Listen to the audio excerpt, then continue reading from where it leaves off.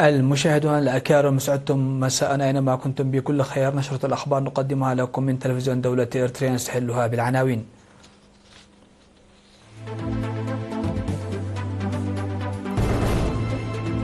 البلاد تحيي اليوم العالمي لخصوبة التربة تحت شعار تربة صحية لمجتمع صحي. تنظيم منتدى في حاضرة الإقليم الجنوبي مدينة مندفر لتقوية تعليم الكبار.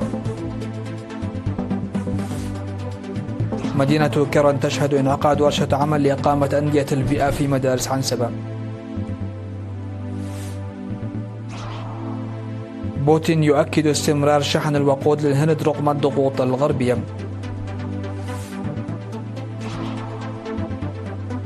الصين تنشر عددا كبيرا من السفن العسكرية عبر مياه شرق آسيا.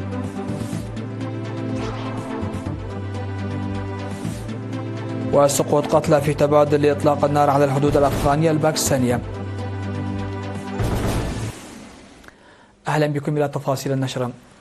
تم إحياء 5 ديسمبر اليوم العالمي لخصوبة التربة في حلحلة، وذلك للمرة الثانية في البلاد تحت شعار تربة صحية لمجتمع صحي. وقال مدير المعهد الوطني للبحوث الزراعية السيد تسقاي برهاني في المناسبة التي حضرها مسؤولو أقسام وزارة الزراعة وممثل منظمة الأغذية والزراعة الفاو وممثلو الوزارات الشريكة والخبراء القادمين من الأقاليم، قال إن تربتنا معرضة حاليا للتهديد بسبب تغير المناخ وفقر التربة والتلوث والأنشطة البشرية، مضيفا أنه بمجرد فقدان التربة يستغرق الأمر قرونا لاستبدالها.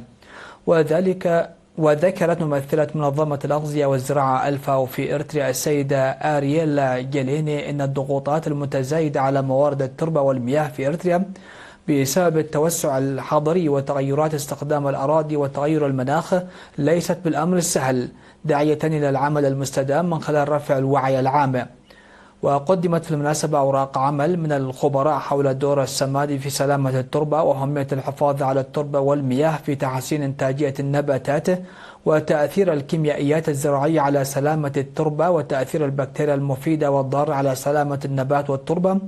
وجرت نقاشات في المواضيع المطروحة، بالإضافة إلى تقديم مقاطع فيديو قصيرة حول اليوم العالمي لخصوبة التربة والأطعمة المغذية المنتجة من الزراعة الطبيعية والبحوث حول إعداد التربة والسماد.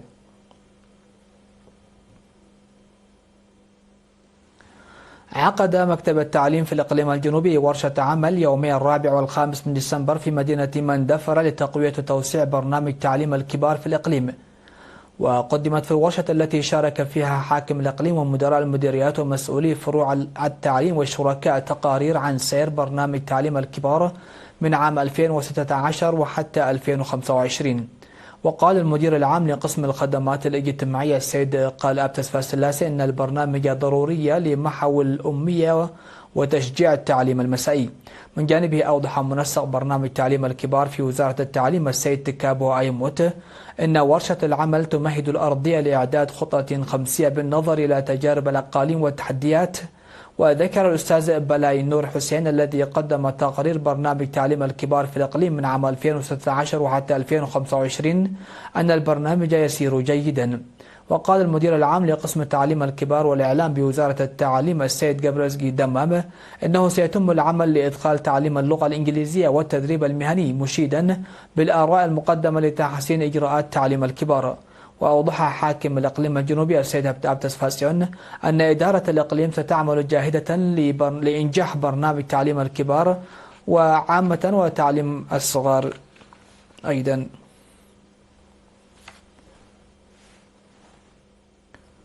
نظمت في مدينة كرن يوم 3 ديسمبر ورشة عمل تهدف إلى إقامة أندية البيئة في المدارس المتوسطة والثانوية في إقليم عنسبة. وأوضح ممثل قسم الزراعة والأراضي السيد جبر مسكال تولدي أن المدارس يجب أن تلعب دورا رائدا في ضمان السلامة البيئية، حيث يجب ضمان بيئة صحية وآمنة بمشاركة عالية من الطلاب. من جانبه أشار مسؤول التعليم الثانوي الأستاذ دخل السنبت زرعي إلى الضرر الذي تعرض له البيئة بسبب سوء الإدارة البشرية، ودعا إلى القيام بحملات توعية لإنشاء نوادي بيئية في المدارس. وقال مسؤول فرع الإعلام والتوعية البيئية بوزارة الأراضي والمياه والبيئة السيدة أمان صالح إن ورشة العمل سيكون لها دور في رفع مستوى الوعي والاهتمام البيئي لدى الطلبة. وأضاف أن الأندية الطلابية ستساهم في التغيير إذا ركزت على الحفاظ على المواد الطبيعية والتشجير ونظافة المياه والبيئة ومكافحة آثار التغيير المناخي وإدارة النفايات والتخلص منها عامة والنفايات البلاستيكية خاصة. وأقيمت في هذه المناسبة مسابقة معلومات عامة حول حالة البيئة وسلامتها بين الطلاب المتميزين القادمين من 9 مديريات. عقد سيمينار للتجار في دبار ويوم 3 ديسمبر حول مراسم وتوجيهات وزارة التجارة والصناعة. ركز السيمينار على إدارة التراخيص التجارية وتوضيح عملية إصدار وتجديد وإلقاء وتعليق ونقل واستعادة التراخيص التجارية بموجب المرسوم رقم 125 لعام 2002.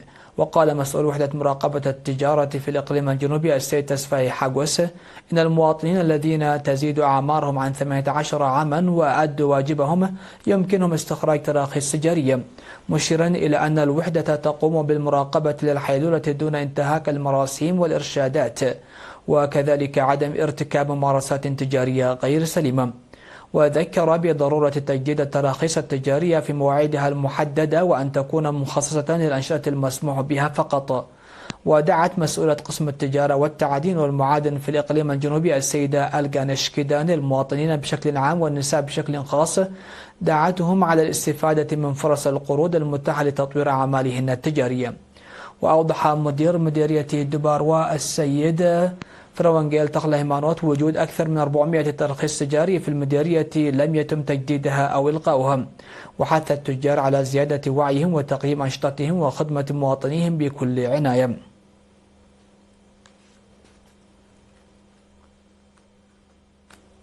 نظم مكتب السجل العقاري دورة تدريبية نظرية وتطبيقية ل47 عضوا جديدا في المكتب المركزي وفروع الأقاليم من الأول وحتى 5 ديسمبر في أسمرة.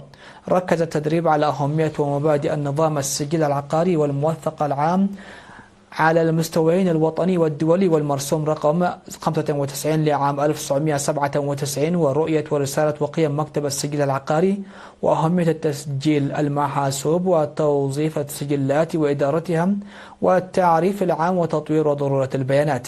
وقال المدير العام لمكتب السجل العقاري السيد هبت مكيال والدقرقش أن الهدف هو زيادة معرفتهم لنظام التسجيل العقاري والمجالات ذات الصلة وغرس المعرفة والثقة في عملهم. ودعا وزير الأراضي والمياه والبيئة السيد تسفاي قبر السلاسل المتدربين على إدراك المسؤولية التي يحملهم لها التدريب وتعزيز قدرتهم المهنية أثناء خدمة الشعب بالنزاهة والكفاءة والفعالية.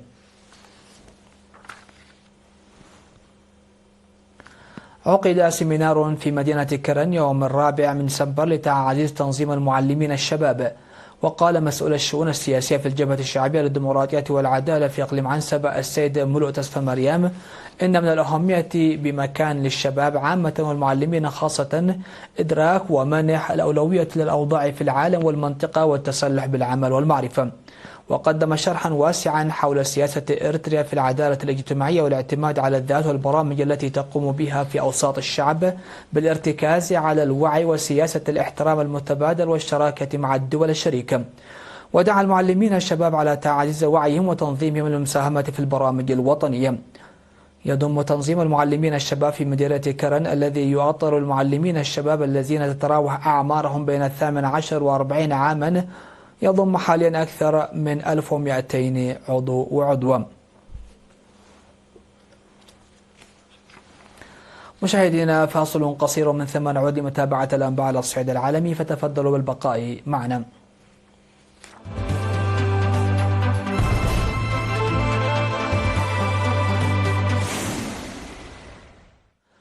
أهلا بكم على الصعيد العالمي. أعلن الرئيس الروسي فلاديمير بوتين أن روسيا ستواصل من دون انقطاع تصدير شاحنات الوقود إلى الهند في ظل ضغوط أمريكية شديدة على نيودلهي لوقف شراء النفط من موسكو. وقال بوتين لرئيس الوزراء الهندي ناريندرا مودي خلال زيارته لنيودلهي روسيا مورد موثوق به للنفط والغاز والفحم وكل ما يلزم لتطوير قطاع الطاقة في الهند، مضيفا: نحن مستعدون لمواصلة شحنات الوقود من دون انقطاع لدعم الاقتصاد الهندي السريع النمو. ويجري بوتين أول زيارة له إلى الهند منذ 4 سنوات بهدف تعزيز التجارة مع أكبر مشتري للأسلحة الروسية والنفط المنقول بحرا في الوقت الذي تضغط فيه العقوبات الغربية على علاقاتهما القائمة منذ عقود.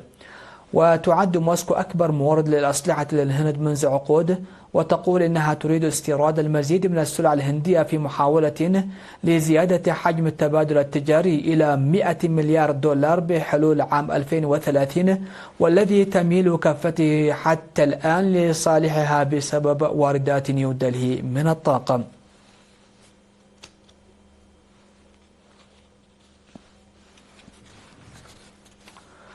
ذكرت وكالة رويترز أن الصين تقوم بنشر عدد كبير من السفن البحرية والسفن حرس السواحل عبر مياه شرق آسيا، بلغ في أحد الفترات أكثر من 100 سفينة في أكبر عرض لقوة بحرية حتى الآن.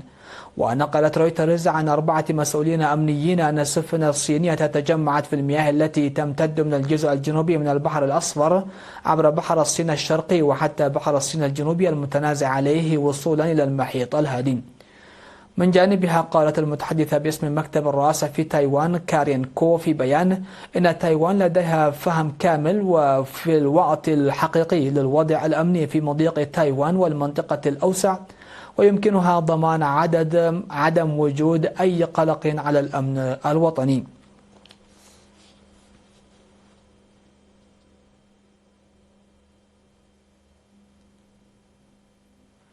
أسفر تبادل إطلاق النار على الحدود الأفغانية الباكستانية عن مقتل 4 أشخاص وإصابة آخرين بجروح بحسب ما أعلنت السلطات المحلية في منطقة سبين بولداك الأفغانية وفق وكالة الصحافة الفرنسية.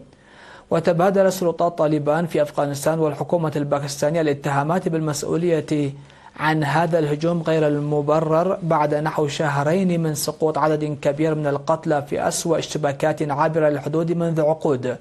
وتحدثت تقارير غير مؤكدة عن وقوع إصابات على جانبي الحدود. وقال مسؤول باكستاني أن الأعمال العدائية الأخيرة التي اشتملت على إطلاق قذائف مدفعية وأسلحة أخرى وقعت بين مقاطعة بلوشستان الباكستانية ومنطقة قندهار الأفغانية.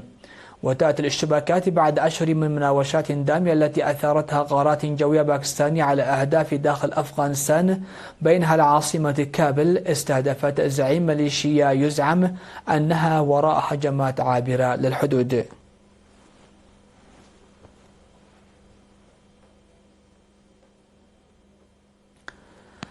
تصاعد السجال الأوروبي الأمريكي بعد قرار المفوضية الأوروبية فرض غرامة على منصة التواصل الاجتماعي إكس المملوكة لأغنى رجل في العالم إيلون ماسك بقيمة 120 مليون يورو بموجب قانون الخدمات الرقمية في أول التطبيق من نوعه لهذا الإطار التشريعي الجديد، حيث أكدت المفوضية أن إكس انتهكت التزامات الشفافية المفروضة عليها.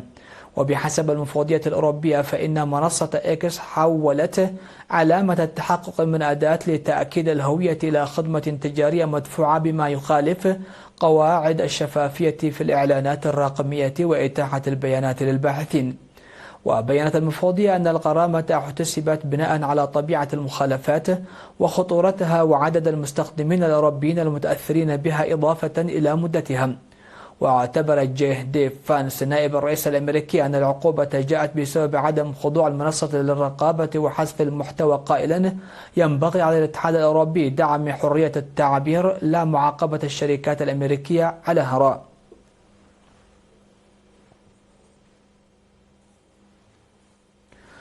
مشاهدينا، نختم نشرة هذه الفترة بأهم وأبرز العناوين.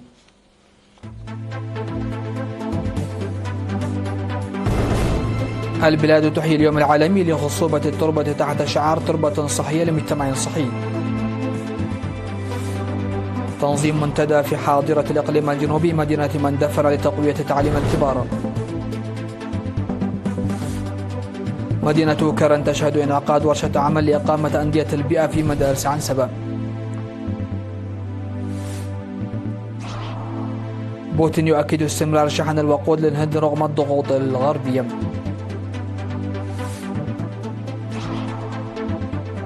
الصين تنشر عددا كبيرا من السفن العسكرية عبر مياه شرق آسيا. وسقوط قتلى في تبادل إطلاق النار على الحدود الأفغانية الباكستانية. سادتي سيداتي، هكذا نكون قد وصلنا وإياكم إلى نهاية نشرتنا لهذه الفترة المسائية. نتمنى لكم أوقات ممتعة وشيقة. شكرا لحسن الإسماع والمتابعة، والسلام عليكم ورحمة الله.